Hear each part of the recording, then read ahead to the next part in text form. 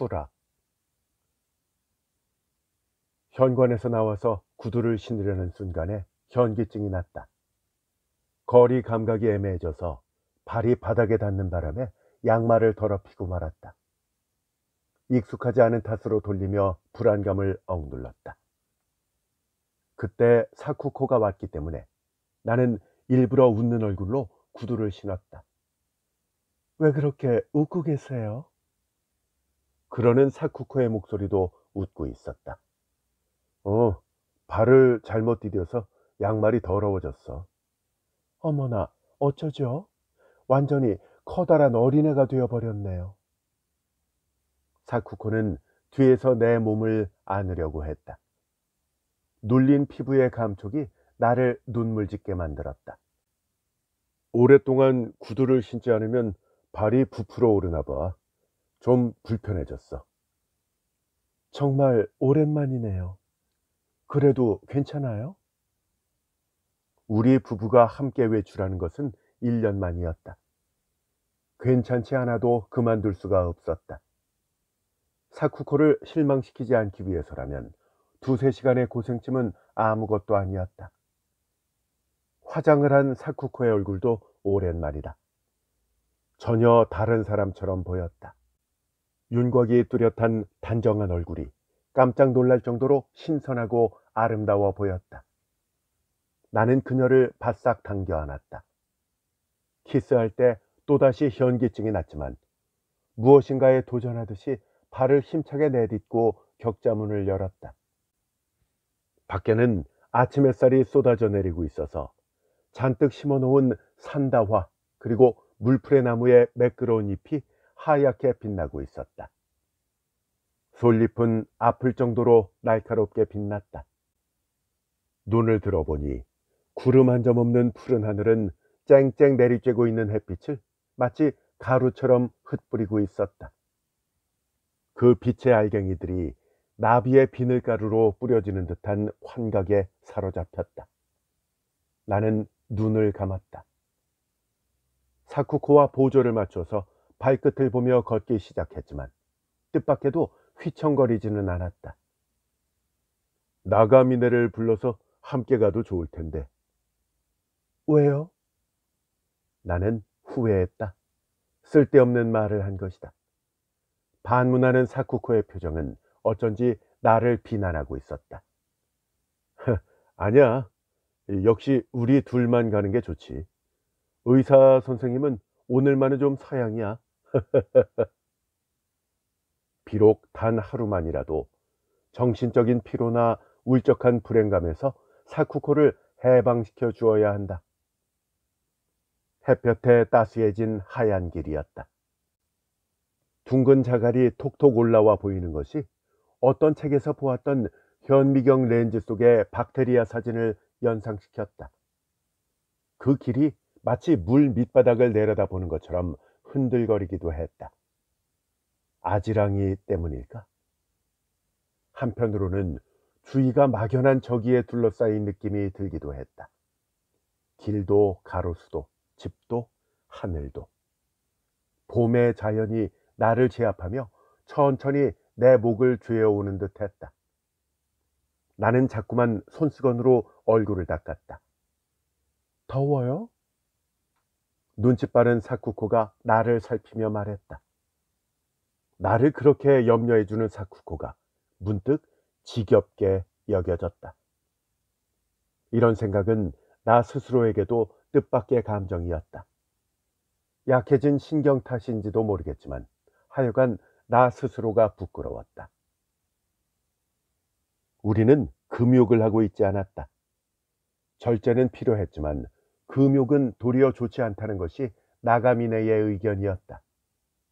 하지만 이렇게 어중간한 것이 좋은 것인지 어떤지 의심스러웠다. 나와 사쿠코는 가끔 사랑을 나눴다. 될 수 있는 한 절제 기간을 오래 가졌다. 나는 원래 성욕이 많지 않은 남자다. 나 혼자였다면 완전한 금욕이 오히려 좋을지도 모른다. 그러나 사쿠코는 그렇지 않았다. 사쿠코의 몸에는 격렬한 정욕이 흐르고 있었다. 일주일 열흘 엄격하게 나를 멀리하면서도 결국 미친 듯이 애무를 요구해오는 쪽은 사쿠코였다. 밤의 사쿠코는 지금 내 옆에서 걷고 있는 얌전한 아내와는 달랐다. 눈사태와도 같은 거친 힘이 그녀의 사지를 불태웠다. 수동적인 나는 유연한 허리를 지탱하면서 야수에게 꼭 잡혀있는 듯한 착각에 사로잡힌 적도 있었다. 그런 밤의 애무를 내가 어느 정도 두려워하는 것은 사실이다. 그런 다음 날이면 우리는 반드시 이틀이나 사흘 동안은 정신을 차릴 수가 없었다. 격정이 지나가고 난 뒤 나는 머리에서 피가 빠져 허공에 내던져진 것 같은 허탈감에 빠졌다. 몸 전체가 어디 깊숙한 치하로 잠겨가는 느낌에 천장은 높이 올라가 끝없이 작아지는 것이었다. 안 돼. 이래서는 안 돼. 그때 이렇게 나에게 속삭이는 무엇이 있었다. 그것은 아련하게 위험을 전하고 있었다.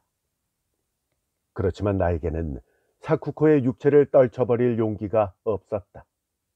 아니, 나 자신도 병적이라고 생각될 정도로 사쿠코를 요구하기 시작했다. 이런 사사로운 일은 나가미네에게는 물론 얘기하지 않았다. 나는 나가미네 의사에게 순종하고 있을 뿐더러 충분한 존경을 다하고 있었다. 하지만 그것은 표면상일 뿐 나는 나가미네를 싫어했고 전혀 신뢰도 하지 않았다. 분명히 낯익은 거리였다. 늘어선 전봇대도, 새싹이 움트기 시작한 가로수도, 상점의 간판도, 아니 교차에 가는 차들과 사람들도 1년 전과 변함이 없는데 모든 풍경이 왠지 서먹서먹했다. 그것은 모르는 사람에게 개가 이빨을 드러내듯이 내 머리에 꽂혀왔다. 광고 방송이나 경적소리 같은 모든 소음이 도도하게 밀려왔다. 관자놀이 근처가 마비된 듯이 아프기 시작했다. 나도 모르는 사이에 사쿠코에게 기대는 자세가 된 것 같았다. 괜찮아요? 사쿠코는 팔에 힘을 넣어 나를 떠받치며 물었다. 사쿠코, 역시 돌아가는 것이 좋지 않을까? 나는 마음속으로 미안하게 생각하며 애원조로 말했다. 기분이 안 좋아요? 머리가 좀 어질어질해. 아, 그래요? 역시 안 되는 건데. 그만 돌아갈까요? 그러나 미간을 찡그리며 갑자기 어두운 표정이 되는 사쿠코의 얼굴을 보자 지금 돌아가는 것은 잔혹한 일이라고 생각되었다. 오늘 아침 눈빛을 빛내며 외출을 제의한 것도 사쿠코다. 그녀는 날씨가 이렇게 좋으니까 걷는 연습도 할 겸 거리에 나가보자고 했던 것이다. 과연 찻집에 앉아서도 투명한 햇살을 느낄 수 있을 정도로 좋은 날씨였다. 문 밖에는 행복감이 넘쳐 흐르고 있을 것 같다는 생각이 들어서 좋다, 이만하면 갈 수 있겠지 하는 기분이 들었던 것이다. 그러나 넝마 조각처럼 돼버린 내 신경에는 역시 무리였다. 아니, 무리라는 것은 처음부터 알고 있었다. 사쿠코가 모르고 있을 뿐이었다. 나는 망가져버린 내 신경을 그녀가 알아차리지 못하도록 행동해왔다. 그렇기 때문에 사쿠코는 내가 거의 평상시의 정신 상태가 되었다고 생각하고 있는 것이다. 사쿠코가 비참함을 느끼지 않도록 산책을 계속해야겠다. 어떻게 되든 그것은 그때 걱정할 일이다. 갑자기 햇볕을 쬐어서 그런 건지도 몰라. 곧 익숙해지겠지. 나는 이를 악물고 다시 걷기 시작했다. 스쳐가는 남녀 모두 나한테 조소의 눈길을 보내는 것 같았다. 지나쳐가서는 모두 일제히 뒤를 돌아다보며 빨간 혀를 내두르는 것만 같았다. 빈혈 때문인지 풍경은 낡은 필름처럼 누렇게 보였다. 사쿠코는 걱정스러운 듯이 잠자코 걷고 있었다. 그러는 동안 나는 내 뒤쪽이 걱정되기 시작했다. 어렸을 때 수업이 끝나 운동장을 지나 집으로 돌아갈 때 야구공이 생각조차 하기 싫을 정도로 세게 등을 때렸던 적이 있다. 한동안 숨을 쉴 수도 없었다. 그 뒤부터 나는 상당히 오랫동안 언제나 뒤에서 무언가 위험한 물건이 날아올 것만 같은 이상한 생각에 사로잡혀 시달리게 되었다. 나는 동화 속의 여우처럼 길을 걸으면서 몇 번이나 뒤를 휙휙 돌아보는 버릇이 붙어버린 것이다. 그것과 똑같은 심리였다. 이 나이가 돼서 이 거리에서 왜 그 심리가 되살아난 것일까? 뜻밖이라고 생각하며 무의식적으로 몇 번이나 뒤를 돌아다보고 말았다. 왜 그러세요? 왜 자꾸 뒤를 돌아보시는 거예요? 사쿠코가 알아채고 말았다. 나는 어물어물 얼버무렸다. 이게 마지막이다. 이젠 절대로 뒤를 돌아보지 않을 거다. 라고 스스로 다짐하면서 나는 다시 한번 고개를 돌렸다.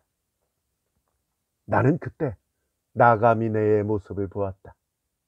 아니, 봤다고는 생각했는데 다른 사람이었는지 환시였는지 지금의 나는 내 오관을 믿을 수가 없었다.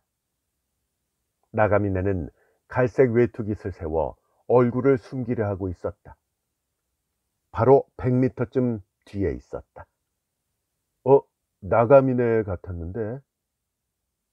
그러자 사쿠코의 몸이 갑자기 굳어진 것 같았다. 정말요? 어디에요? 그러나 이미 그곳에는 나가미네라고 생각했던 모습은 없었다. 거짓말하지 마세요. 나가미네 씨가 지금 이런 곳에서 걷고 있을 리가 없잖아요. 감정을 억누른 어조였지만 약간 화가 나 있었다. 나가미네에 대해서 말하는 것이 왠지 사쿠코를 기분 나쁘게 하는 것 같았다. 내가 보고 있을 때의 사쿠코는 나가미네에게 정중했다. 쌀쌀하다고까지 말할 수 있었다. 나가미네가 사쿠코에게 애정을 품고 있다고 해도 사쿠코는 아닐 것이다. 그러나 나는 그 이상은 생각하지 않기로 했다. 내 스스로의 병적인 시기심을 어디까지 끌고 가려 하는 것인지, 그 결과 어떤 식으로 사쿠코를 모욕스럽게 만들지 그것이 두려웠다. 입안이 바싹바싹 말랐다. 그러나 등에는 식은땀이 흘러서 한기가 들었다. 입고 있는 외투의 무게가 못 견딜 정도로 무겁게 느껴졌다. 나 자신이 햇빛 속에 던져진 한 뭉치의 넝마라는 생각이 들었다. 닷새쯤 전의 아침이었다. 사쿠코가 오랜만에 면도칼을 꺼내 윗옷을 벗고 얼굴과 목덜미 주위를 밀기 시작했다. 보고 있자니 아주 서투른 솜씨에 매우 위험스러워 보여서 내가 깎아주겠다고 했다. 그 순간은 기분이 좋아서 선뜻 면도칼을 잡았다. 솜털이 보이는 사쿠코의 살갗은 희미한 백색이었다. 나는 살짝 어깨를 안고 목덜미에 얼굴을 묻었다. 나에게는 아무것도 필요 없었다. 세상이 어찌 되든 상관없었다. 나한테는 사쿠코만 있으면 되었다. 내 인생은 사쿠코의 애정만으로도 충분했던 것이다. 가볍게 재촉하는 말에 정작 밀어보려 했지만 나는 얼마나 멍청했던가.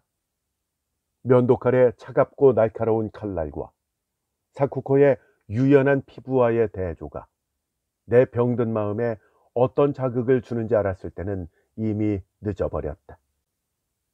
그 저주받은 유혹이, 흉포하고 제멋대로인 파괴의 욕망이, 예의 전율하는 듯한 감각이 나를 압도하기 시작했다. 그것은 사쿠코의 살이든 내 자신의 머리이든 그 어느 한쪽이었다. 나는 칼끝이 슥 살 속으로 들어가서 실 같은 선혈을 뽑아내며 두꺼운 지방층이 절개되는 모양을 지켜보았다. 또한 내 자신의 경동맥을 싹 하고 베어 가르는 손놀림을 느꼈다. 신에게 비는 마음으로 안정을 되찾고자 애썼지만 마구 뛰어대는 심장의 고동으로 손끝이 심하게 움직이고 있었다. 당장이라도 발작할 것 같았다. 나는 면도칼을 난폭하게 다다미 위에 집어던지고 당신이 직접 하는 게 좋겠어 라는 의미의 말을 가까스로 평상시의 어투로 말했다. 그러자 사쿠코는 기가 막힌 듯이 나를 물끄러미 바라보고는 제멋대로시군요 하면서 웃음을 지었다. 그 후 별실에 들어 누워서 가슴을 펴고 눈을 감은 채 가만히 있었다. 이제는 어떻게 해볼 수가 없는 것이다. 눈물이 다다미 속으로 스며들었다. 횡단보도를 건너려는 내 모습을 누군가가 주목해 본다면 그들은 필시 웃음을 터뜨릴 것이다. 아직 40살이 되기까지도 꽤 시간이 남은 내가 마치 노인네처럼 등을 구부리고 목은 앞으로 내민 채 핏발이 선 눈을 깜빡이고 있는 것이다. 무엇에 크게 당황해서 허둥대듯이 발은 좀처럼 앞으로 나아가지를 않았다. 나는 신호등이 빨간색으로 바뀌어서 자동차들이 일제히 덮쳐올 것이 두려웠다. 차에 치여서 넘어질 것이라는 공포가 아니었다. 내 스스로가 자동차 바퀴 밑으로 뛰어들지 않을까 하는 두려움이었다. 나는 어려서부터 신경이 약했다. 약간의 자극도 참을 수 없을 정도로 나에게 영향을 주었다. 학교 영사회에서 서양 희극을 보았을 때 장난꾸러기 소년 하나가 철교 가운데서 기차와 마주치는 장면이 있었다. 도망을 갈 수도 없었고 몸을 피할 수도 없었기 때문에 두 레일 사이에 바짝 죽은 듯이 엎드려 있자 기차는 소년의 등을 아슬아슬하게 통과했다. 소년은 멍청이 머리를 들었다. 그러자 어찌 된 일인지 기차가 다시 역행해 왔기 때문에 다시 엎드렸다. 그것이 반복되었기 때문에 보고 있는 관객들은 낄낄대며 웃고 있었다. 저것이 만약 나였다면 어땠을까? 나는 기차가 통과할 때까지 기다리지 않고 불쑥 머리를 들어버리지 않았을까? 그 순간 내 머리는 졸지에 분쇄되고 나라는 존재는 사라지는 것이다. 그렇다. 분명히 나는 엉뚱하게도 머리를 들어버릴 것이다. 나는 어둠 속에서 오한으로 떨고 있었다. 닭 모래주머니의 소화력을 알아보기 위해서 바늘을 밤송이처럼 꽂은 공을 만들어서 식용종이에 싸서 삼키게 하는 실험 얘기를 들은 적이 있다. 바늘을 삼키게 한다고? 그 일에 나는 병적인 매력을 느꼈다. 나는 바늘이나 날카로운 물건을 보면 삼켜버리고 싶어지기 때문에 그것들을 무서워했다. 그리고 높은 곳에 서면 뛰어내리고 싶은 충동이 엄습했다. 그것은 형용하기 어려운 힘으로 나를 끌어들이려 했다. 인간이란 자기 보존 본능과 동시에 자기 파괴 본능을 갖고 있는 것일까? 그렇다면 나는 자기 파괴 본능을 과도하게 갖고 있는 것일 것이다. 만약에 물려받은 거액의 재산이 없다면 나는 벌써 이 세상에서 사라지고 없었을 것이다. 나의 생명력은 희박한 것이었다. 나는 발소리를 죽이듯이 조용히 삶을 연장하고 있을 뿐 인생에 희망도 관심도 없었다. 그에 부응하듯이 인생의 모든 사건은 나를 그냥 지나쳐갔다. 전쟁조차 내게는 무의미했다. 군대에 입대하지도 않았고 전국을 초토화시킨 폭격도 만난 적이 없다. 나는 폭탄의 충격을 모르고 살아왔다. 내가 세상을 바라보는 눈은 항상 일종의 종말론으로 채색되어 있었다. 이웃도 지나가는 사람들도 그리고 모든 인간들이 나에게는 무관한 이른바 별세계의 환상으로 보였던 것이다. 내가 살아가는 것은 단지 죽으려는 적극적인 의지와 기회가 없었던 까닭에 불과했고, 갖고 있는 재산으로 인해 생존 경쟁에서 낙오하는 것을 면했던 것이다. 그래도 어쨌든 나는 보통 사람들처럼 학교를 나와서 회사원이 되었다. 물론 승진하려는 야심도 없었고 동료들과의 교제도 없었다. 나는 그저 그림자 같은 존재였는데 게다가 명령에 불복하는 법도 없었다. 우연한 기회에 돌아가신 아버지의 친구라는 사람에게서 사쿠코를 소개받았다. 사쿠코는 어느 회사 간부의 양녀라는 것이었다. 사쿠코를 만나면서부터 내 인생과는 완전히 변했다. 나는 그 전까지 여자에게 전혀 관심이 없었고, 여자 또한 존재가 희미한 나 같은 사람의 상대가 될 사람은 아무도 없었지만, 사쿠코는 단번에 내 마음의 전부를 빼앗아 버렸다. 그것은 미모 때문이었을지도 모른다. 또는 왕성한 생명력, 난폭함, 그리고 재빠른 적극성 때문이었는지도 모른다.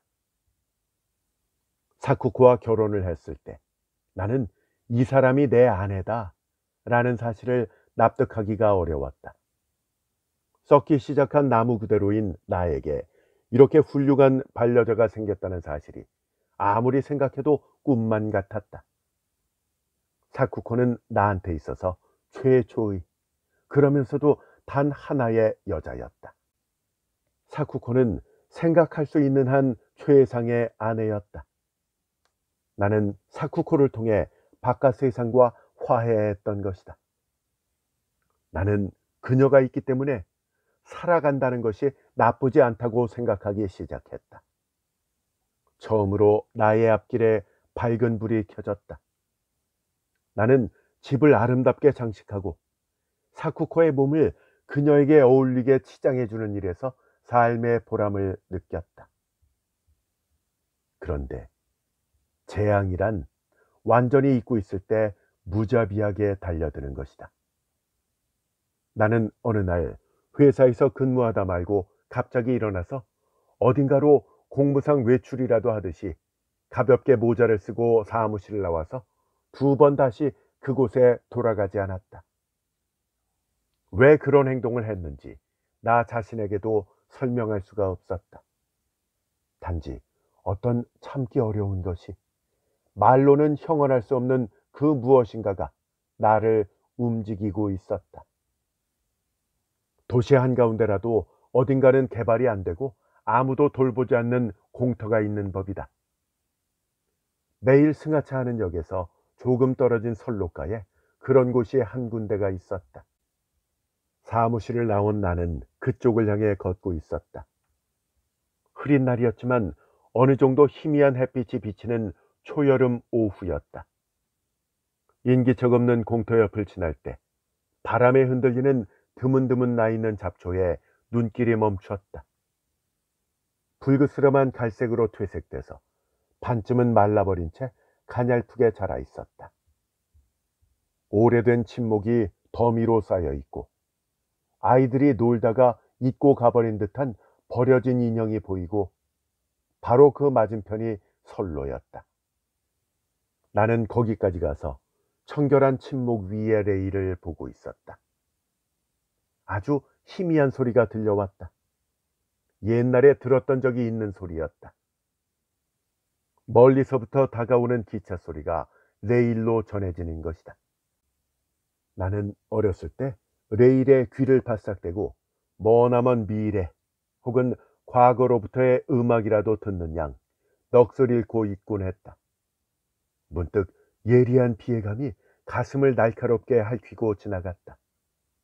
이윽고 기차의 굉음이 가까워지고 거대한 기관차의 몸체가 다가왔을 때 나는 모든 것을 집어삼켜버릴 것 같은 소용돌이 속에 있었다. 그 소용돌이는 세차게 나를 레일로 빨아들였다. 나는 짐승 같은 소리를 외쳐대면서 죽음을 향해 발을 내딛고 있었다. 정신이 들었을 때는 잡초가 뺨을 간질거렸다. 나는 레일 옆에 축축한 땅 위에 쓰러져 있었다. 건널목 담당으로 보이는 남자가 바지를 걷어붙이고 달려오는 것을 나는 누운 채로 멍하니 바라보고 있었다. 내가 죽지 않은 것은 그 순간에 본능이 저지했던 것일까? 아니면 그 당시 인간을 밀어 넘어뜨릴 만한 바람이라도 일어난 것인가? 이해할 수 없는 것은 나의 유일한 삶의 보람인 사쿠코를 경찰에게 보호받으며 집에 돌아갈 때까지 전혀 생각하지 않았던 것이다. 이렇게 회상에 빠져 있는데 사쿠코가 물었다. 피곤하시죠? 여기서 잠시 쉬고 갈까요? 정신을 차려보니 역 대합실이었다. 대합실은 붐비고 있었다. 말소리와 여러 가지 소리가 높은 천장에 요란하게 울려 퍼지고 있었다. 게다가 스피커에서도 무슨 소린가 토해내고 있었다. 그러나 나는 벤치에 앉아 있는 것이 고작으로 주위의 소리에 집중할 여유가 없었다. 아까 보았던 것이 어쩌면 나가미네가 아니었을까? 하지만 나는 왜 나가미네가 뒤를 밟고 있다고 생각한 것일까? 서로 나가미네였다고 해도 그가 도대체 무엇 때문에 우리 뒤를 따라다니겠는가? 참 떠들썩한 역이네요. 저 스피커에서는 뭐라고 하는 거예요? 옆에 앉은 사쿠코가 엷은 베이지색 머플러에 턱을 묻으며 이것도 꽤 피곤하다는 듯이 물었다. 스피커? 무슨 소리인지 잘 모르겠는데. 그게 어쨌다는 걸까? 나는 말조차 하기 귀찮았다. 그럼 제가 표를 사올게요. 신문도 함께 사올까요? 저 오늘 아침 신문 집에서 읽으셨나요? 나는 고개를 저었다. 아침에 신문은 눈에 띄지 않았었다. 신문을 한 손에 들고 서둘러 돌아오는 사쿠코를 나는 복잡한 기분으로 바라보았다. 그녀는 지금 한창 사랑을 하고 있는 아가씨처럼 아름답고 젊었다. 그리고 어쩌면 타인이라고 말해도 좋을 정도로 나에게는 신선하게 와닿았다. 나는 힘차게 일어섰다. 고행을 계속하자. 앞서 얘기한 열차 사건 이후 나는 회사를 그만두었다.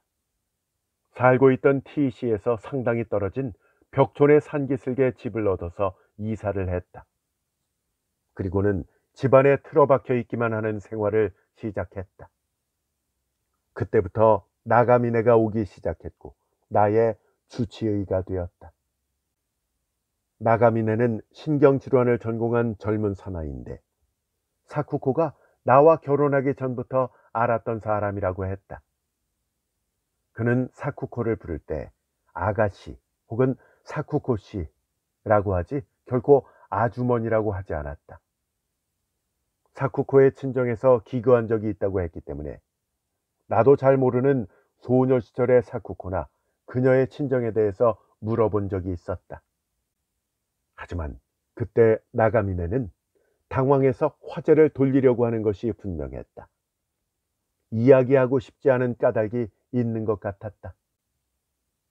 사쿠코는 스스로가 나에게 권해서 나가미네를 불렀으면서도 그를 좋게 생각하고 있지 않는 것 같았다. 그녀가 그를 대할 때에 서먹서먹하기까지 한 정중함이 어느 틈엔가 정반대의 고압적인 태도로 변했다. 나가미네도 사쿠코에 대해서는 불쌍할 정도로 허약함과 비굴함을 보였다.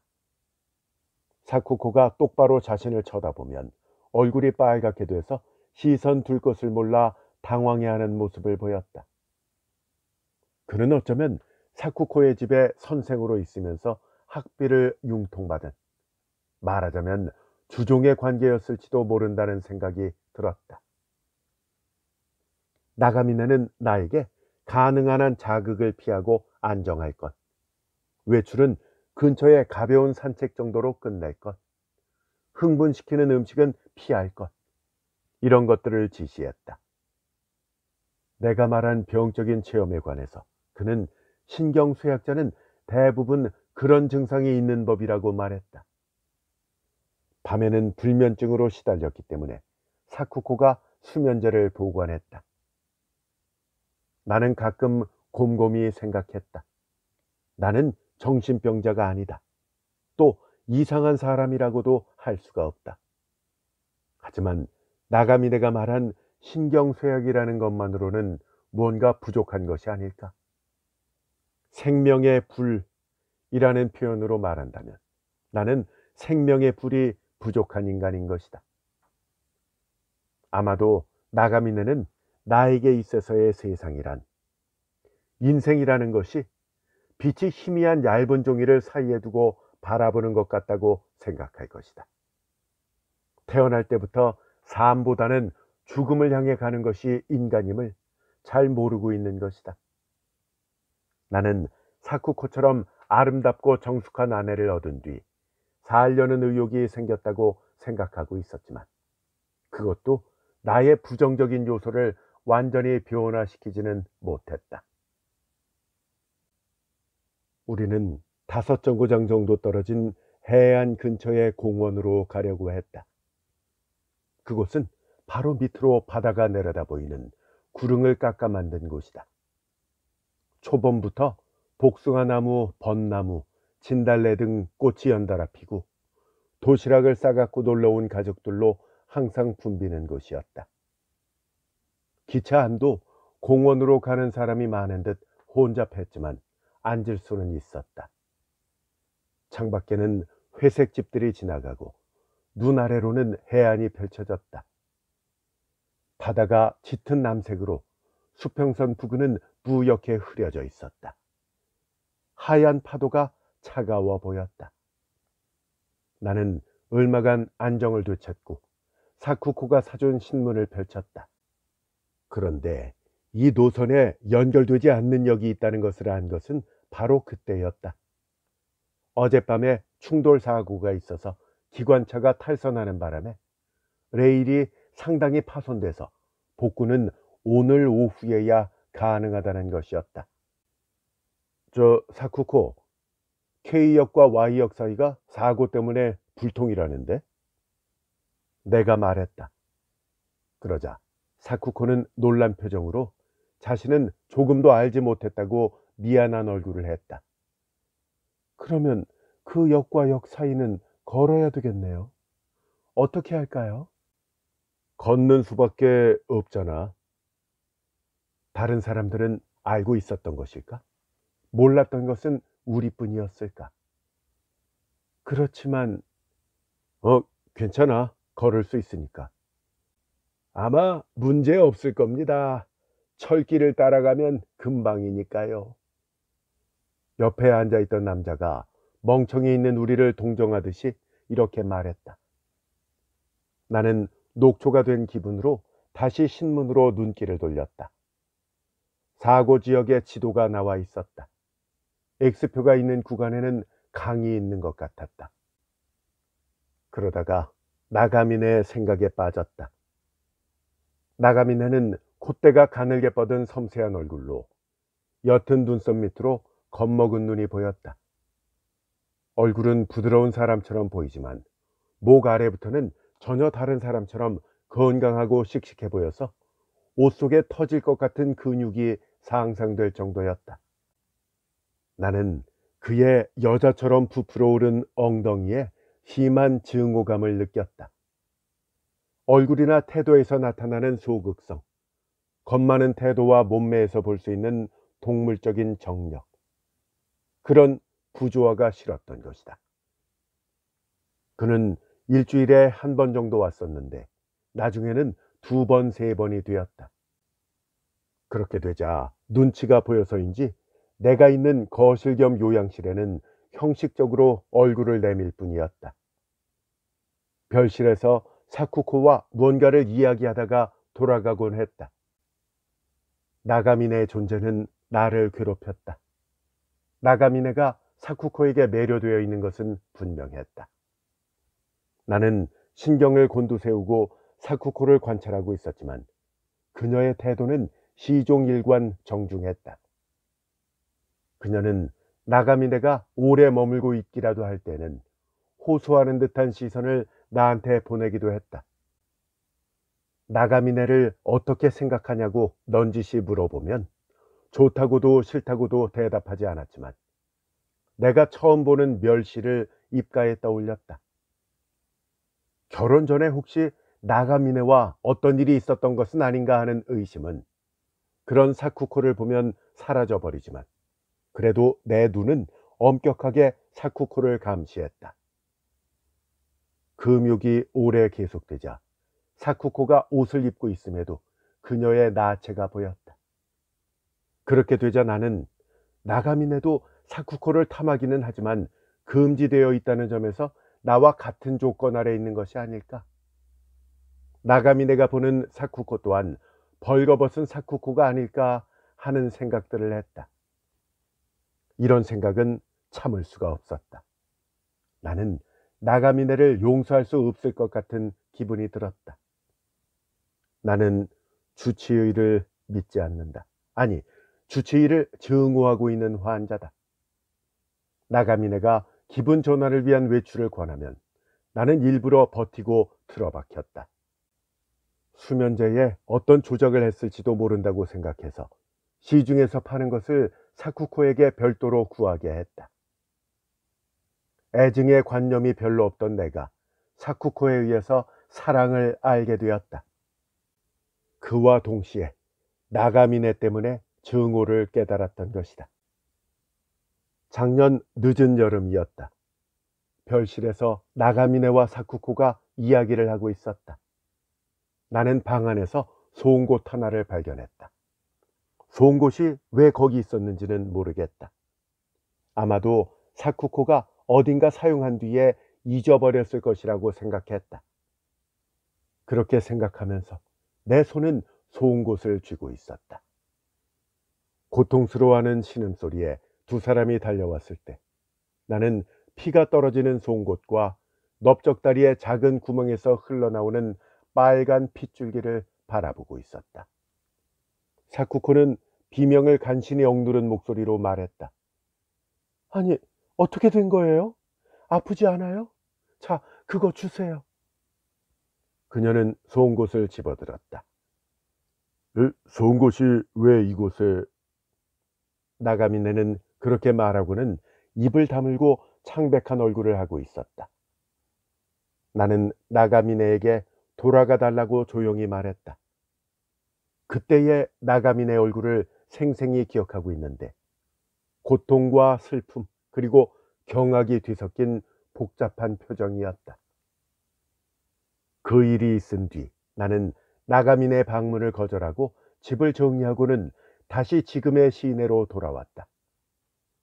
산기슭에 있는 집에는 더 이상 있고 싶지 않았고 사쿠코에게 어느 정도 기분 전환을 시켜주기 위해서라도 그러는 편이 더 좋겠다고 생각했기 때문이었다.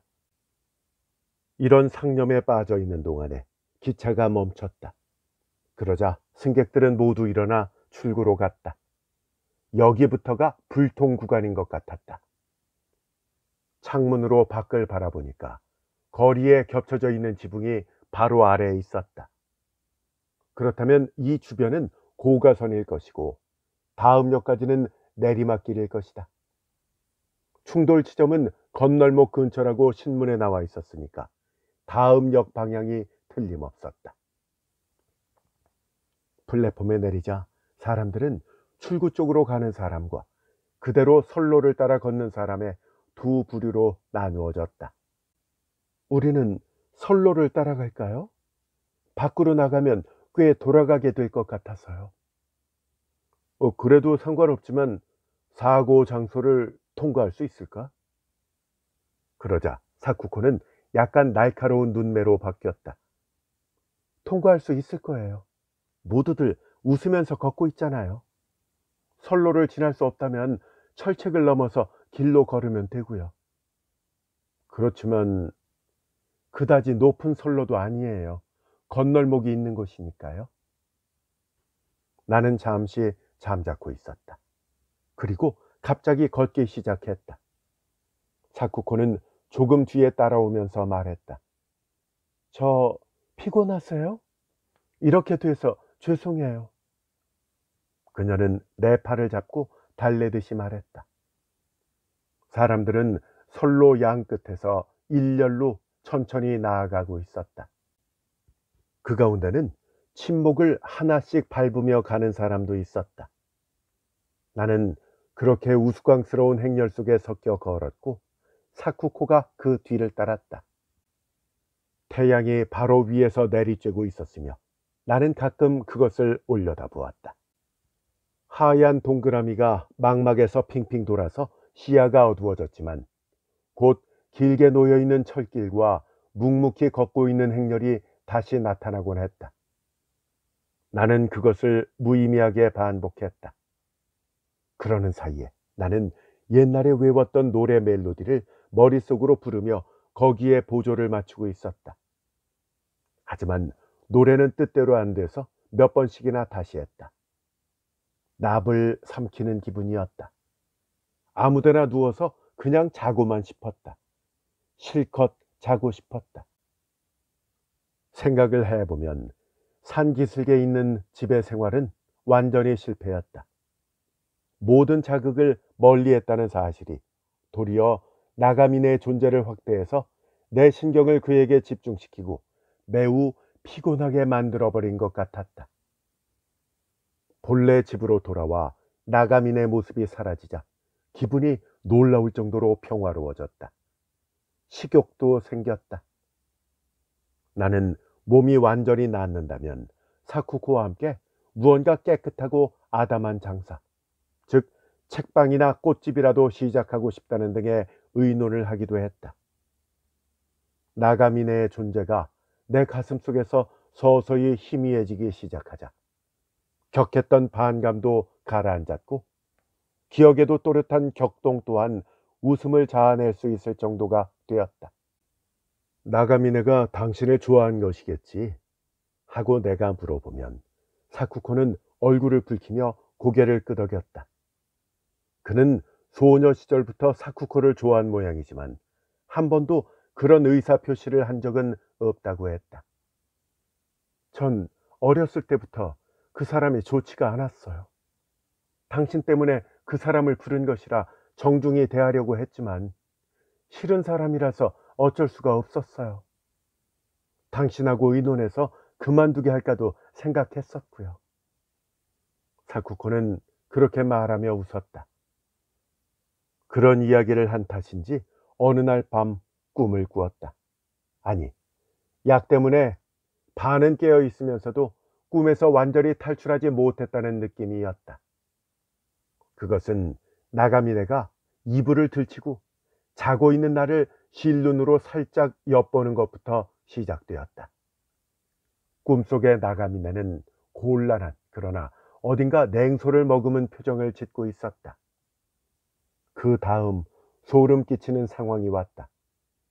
나가미네는 헐떡이면서 원숭이처럼 사쿠코의 허리에 매달려 넓적다리에 얼굴을 묻고 있었다. 사쿠코는 양손을 뒤로 하고 나가미네를 내려다보며 가슴을 흔들어가며 웃기 시작했다. 그 후의 광경을 나는 신음소리를 내며 지켜보고 있었다. 잠에서 깨어나 보니 전신이 땀투성이로 나는 한참 동안 멍청하게 앞에 있는 사쿠코를 바라보았다.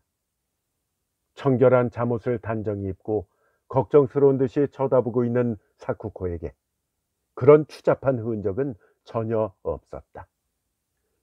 심하게 가위 눌리는 것처럼 보였다고 말하는 그녀에게 나는 고양이가 가슴 위에 올라타고 있어서 움직일 수가 없었다고 거짓말을 했다. 나는 그날 밤 줄곧 달라붙듯이 사쿠코를 요구하며 괴롭혔다. 녹초가 되어 잠자리에 길게 뻗자 꿈에서 본 아내가 거기 있었다. 아내만은 현실이었던 것이다. 하지만 엿보고 있던 나가미네도 꿈이 아니었던 것 같은 기분이 들었다. 하지만 한밤중에 나가미네가 사쿠코의 방에 와 있을 리는 없었다.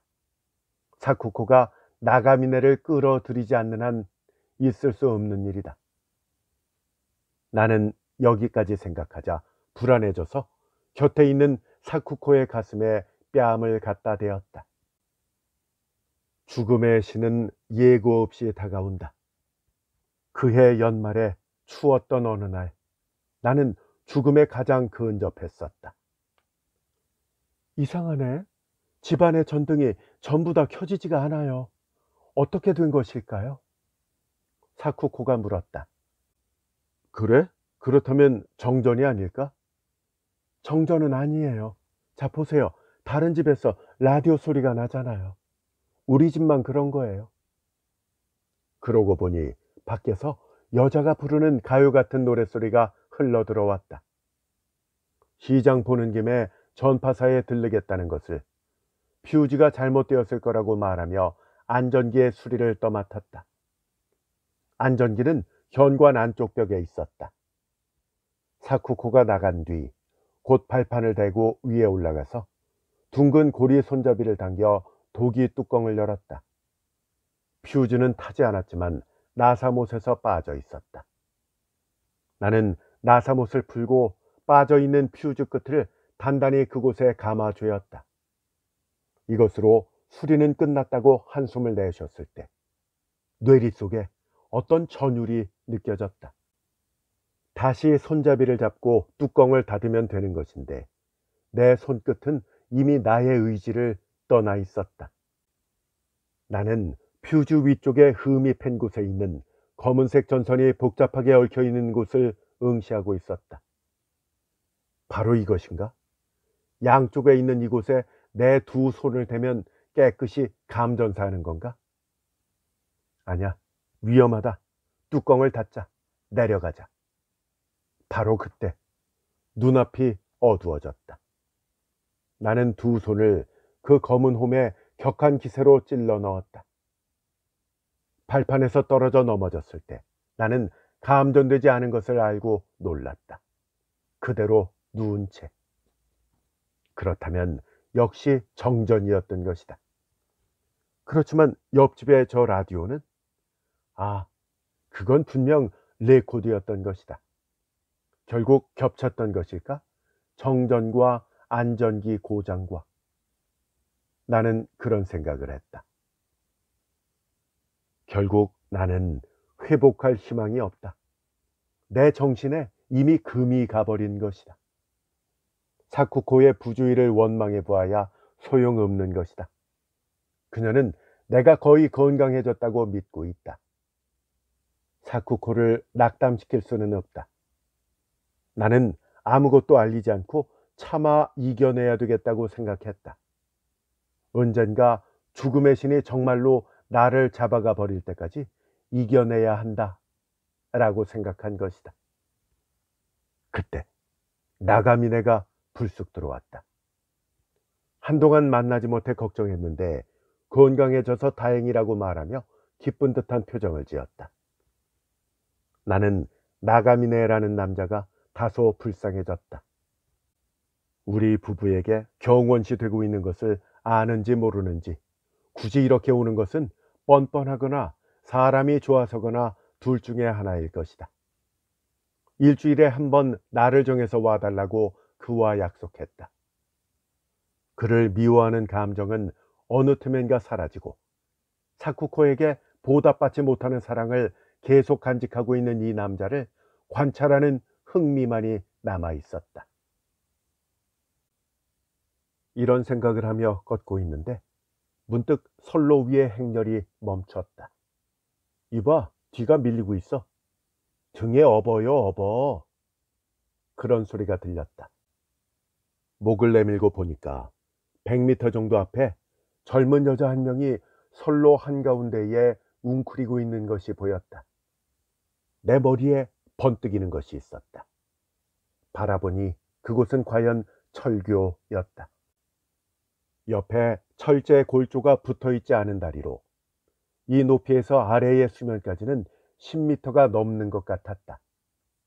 이것은 신문의 지도에도 있던 하천이다.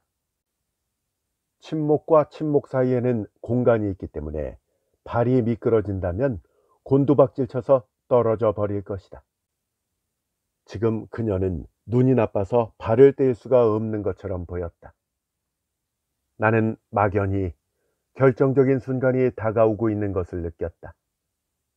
한 건장한 몸의 청년이 그녀를 업고 철교를 건넜다. 그래서 행렬은 또다시 앞으로 나아가기 시작했다. 나는 철교 바로 앞에서 잠깐 동안 꼼짝 않고 서 있었다. 아래는 가느다란 물줄기가 하얗게 말라버린 하천인데 커다란 돌 몇 개가 보였다. 사쿠코는 새파랗게 질려서 내 손을 꽉 잡았다. 나는 일종의 마비 상태에 빠져서 공포도 없이 머리는 완전히 텅 빈 채 앞으로 쑥쑥 거침없이 걷기 시작했다. 잡고 있는 사쿠코의 손에 희미한 떨림만이 느껴졌다.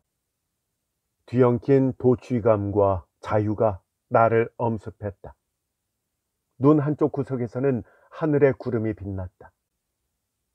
사쿠코가 비명을 지른 것은 내가 그녀의 손을 잡아 끌면서 강으로 뛰어내리려 했기 때문일까? 혹은 나 아니면 그녀, 둘 중 하나의 발이 미끄러졌던 것일까? 아니, 그보다 나도 사쿠코도 어떤 다른 강한 힘에 눌려 넘어졌다. 사쿠코가 비명을 지른 건 아마 그때일 것이다. 아주 잠깐 동안 나는 실신했었다고 생각한다.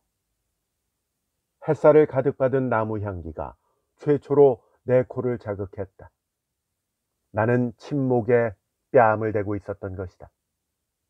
눈 아래에는 작은 하천이 흐르고 병든 잎 하나가 떠 있는 것이 확실히 보였다. 그 주변에서 시원한 바람이 희미하게 산속의 향기를 품고 침목 사이를 불어 올라왔다. 무엇인가 상당히 상쾌한 것이 몸속으로 스며드는 느낌이 들었다. 이윽고 옆에서 사쿠코와 마주 앉아 있는 것이 나가미네라는 것을 알았지만 나는 별로 놀라지 않았다. 두 사람은 무엇인가를 이야기하고 있는 것 같았지만 내가 일어나려 하는 것을 보고 급히 손을 내밀었다. 나는 긴장으로 굳어진 두 사람의 얼굴을 흥미를 가지고 바라보았지만 하여간 오늘은 이대로 여기서 돌아가자고 제의했다. 나는 나가미네하고 조금 할 이야기가 있어. 그러니까 사쿠코 먼저 가. 금방 따라갈 테니까. 사쿠코는 얼굴에 심한 동요를 보였지만 나의 부드러운 어조에 군소리 못하게 하는 무엇인가라도 있었던지 조용히 고개를 끄덕이며 방금 왔던 선로를 되돌아가기 시작했다. 그 뒷모습을 바라보면서 나는 나가미네에게 물었다. 나가미네, 당신 우리 뒤를 따라다녔지? 나가미네는 갑자기 말문이 막힌 모양인지 약간 움찔했다. 우리가 오늘 외출하는 걸 알고 있었어? 예, 그런 계획을 사쿠코 씨한테서 들은 적이 있긴 합니다만 오늘은 그냥 찾아뵈려고 하는데 두 분이 외출하는 것을 보고. 왜 따라다닌 거야? 나가미네 얼굴이 일그러져 울상이 되었다. 제발 제 진심을 좀 믿어주세요. 제 진심 말이에요. 나를 쓰러뜨리는 진심 말인가? 나는 미소 지었다. 뭐 그 점은 감사하기로 하지. 근데 자네, 내가 약을 먹고 자고 있을 때 사쿠코한테 와 있었지? 나는 고개를 숙이고 있는 가련한 나가미네를 응시하며 계속 물었다. 사쿠코하고는 언제부터야? 나가미네는 갑자기 머리를 들고 핏발선 눈으로 말하기 시작했다. 사쿠코 씨는 당신이 믿고 있는 그런 사람이 아니에요. 제발 믿어주세요. 그리고 사쿠코 씨를 떠나주세요. 그의 이야기인즉 사쿠코는 요부이고 이성관계가 난잡했다. 소녀 시절부터 애인이 여러 명 있었고 가정교사였던 나가미네와도 그때부터 관계를 맺었다. 친정에서는 그녀의 품행이 세상에 알려지기 전에 결혼시키려고 안달했다. 배우자가 될 남자는 세상 돌아가는 것에 어둡고 어느 정도는 재산이 있는 안정된 남자가 아니면 안 되었다. 결국 내가 그 조건을 만족시키는 어수룩한 남자였던 것이다. 과거를 지우기 위해서 사쿠코는 일단 돌아가신 아버지의 친구인 양아버지 스라로 옮겨진 뒤 나에게 시집을 온 것이다. 나는 그 양아버지에게서 진짜 친부모님은 이미 돌아가셨다고 들었었다. 사쿠코는 결혼 후에도 가끔씩 나가미네와 관계를 가졌고, 그가 공공연히 방문하게 된 후부터는 그 횟수가 부쩍 늘었다. 나가미네는 부도덕과 그것을 부끄러워하지 않는 대담한 사쿠코를 두려워했다. 그러나 청산하려고 생각하면서도 질질 끌려갈 뿐이었다. 그러는 사이에 무서운 의심이 들었다. 사쿠코가 나를 어떻게 하려는 것은 아닐까 하는 생각이었다. 나가미네의 공포는 날로 커졌다. 적어도 내 몸이 안전하도록 감시를 게을리하지 말아야 되겠다. 그것만이 나가미네에게 남겨진 유일한 속죄의 길이었던 것이다. 나가미네가 나한테 한 이야기의 대충은 그러한 것이었다. 자네 말을 믿을 것인가, 사쿠코를 어떻게 할 것인가는 내 자유고, 지금부터의 내 행동도 자유요. 자, 이제 돌아가서 사쿠코와 쇼핑하러 갈 예정인데 당신은 반대 방향으로 가시오. 그리고 내 눈앞에서 사라져 주시오. 그리고 당신이 내 주치의니까 하는 말인데, 난 지금 매우 기분이 상쾌하고 꼭 꿈에서 깬 것만 같아요. 뭐 심한 쇼크로 정신의 균형이 돌아온 것인지도 모르지. 물론 의학적으로 그런 예가 있었는지는 모르지만. 나는 나가미네에게 이렇게 말한 뒤 선로를 따라 다시 돌아가기 시작했다. 그리고 이것저것을 생각했다. 이런 식의 추론은 가능했다. 사쿠코의 오늘 외출은 예전부터 계획된 것이었다. 목적지인 공원에는 바다가 내려다 보이는 절벽이 있었다. 나는 예의 그 병이 발작해서 소용돌이 속으로 뛰어들지도 모른다. 또 돌아오는 길에는 백화점에 들르게 되어 있었다. 그 옥상에는 도시의 골짜기가 내려다 보이는 절벽이 또한 있지 않을까? 더욱이 우연한 기차 사고가 있었다. 사쿠코가 갑자기 외출을 권한 것은 오늘 아침 신문기사의 지도를 보고 불통 구간에 철교가 있는 사실을 알았기 때문일 것이다. 그 철교가 꽤 높은 곳에 놓여 있다는 사실도 생각해냈을 것이다. 오늘 아침 신문이 안 보인 것은 그녀가 숨겼기 때문이라고 생각할 수도 있다.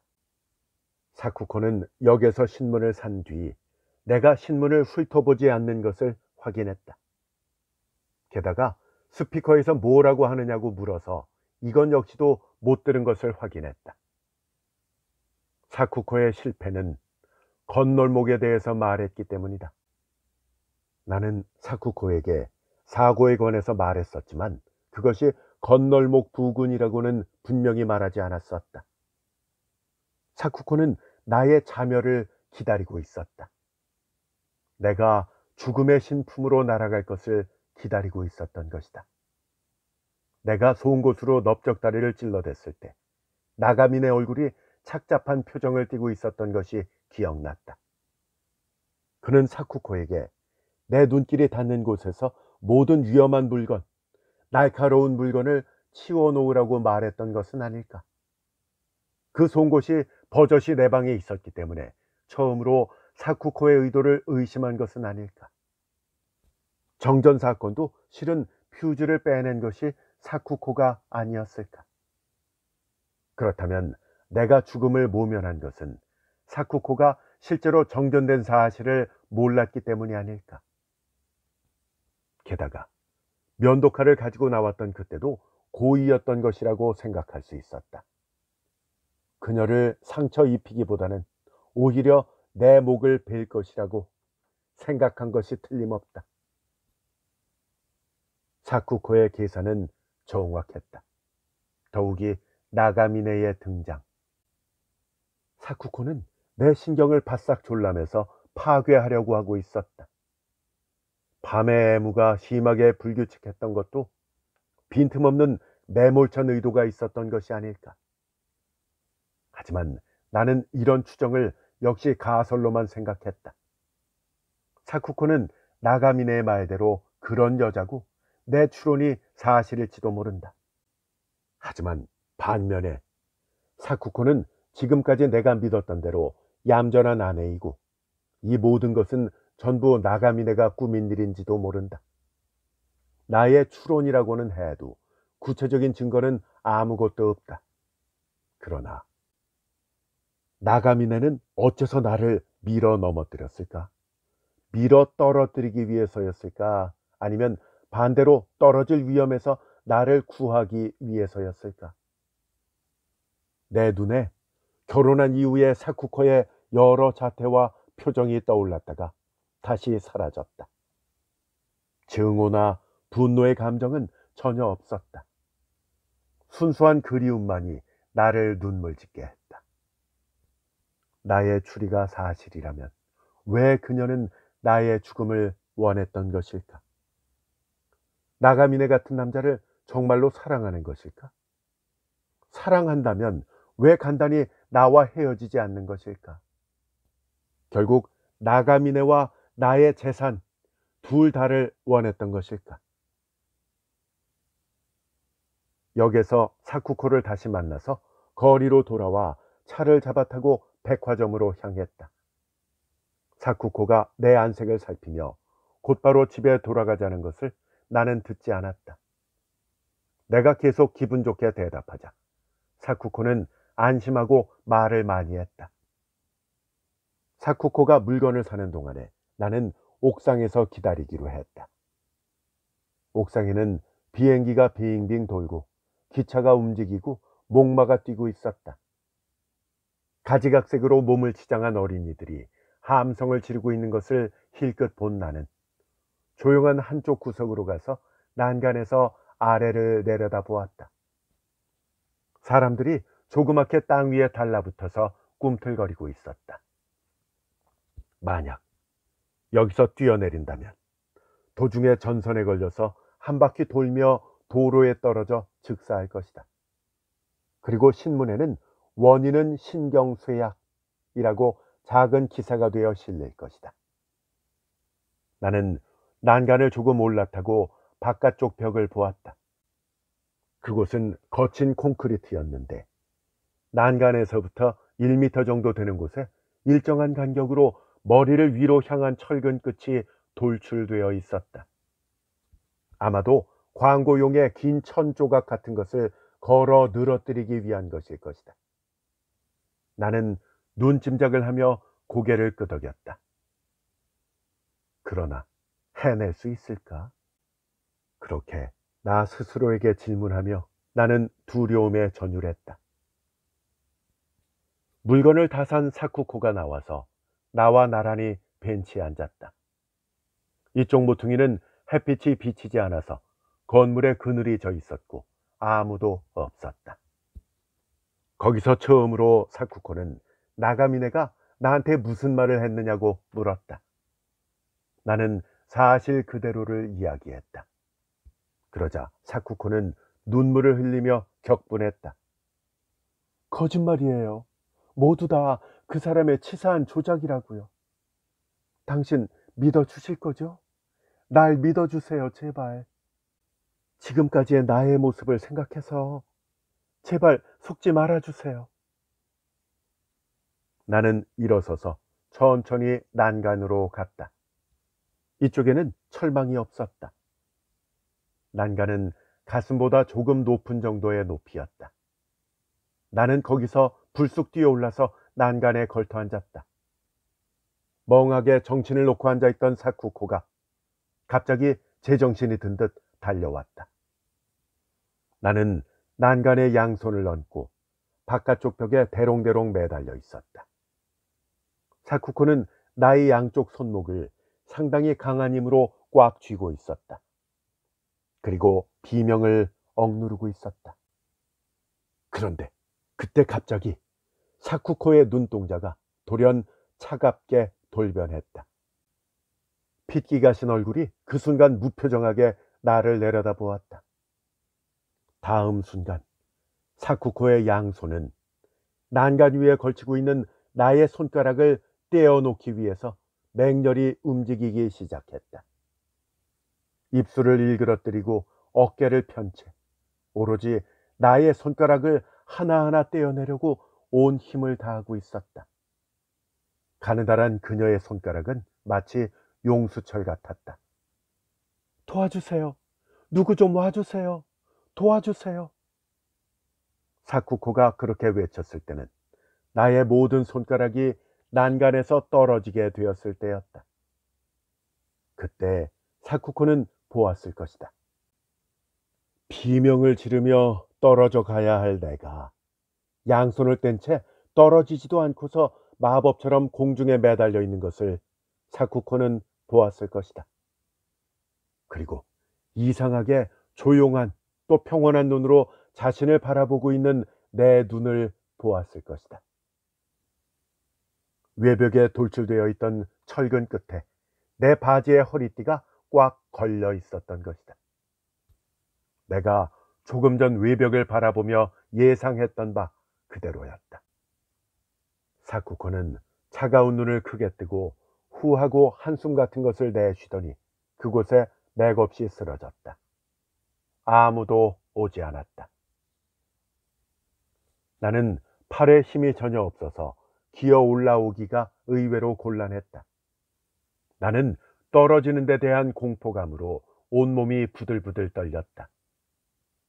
가까스로 사쿠코 옆에 기어 올라왔을 때는 나까지도 기절할 것만 같았다. 나는 실신한 사쿠코를 벤치에 누이고 그 옆에 앉아 쉬었다.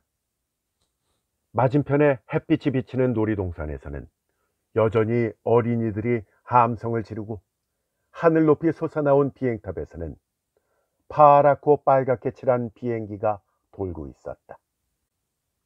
완전히 녹초가 돼서 쓰러져 버릴 것만 같았지만 내 마음속만은 이상하게도 맑았다. 나가미네와 사쿠코 그리고 발버둥 치고 있는 나의 존재가 아주 옛날에 보았던 서투르고 시시한 배역처럼 생각되었다. 나는 다른 인간으로 다시 태어난 건지도 모른다. 지금까지의 나는 여기서 30m 아래 도로로 추락하면서 없어져 버린 것이다. 그런데 사쿠코를 어떻게 할 것인가?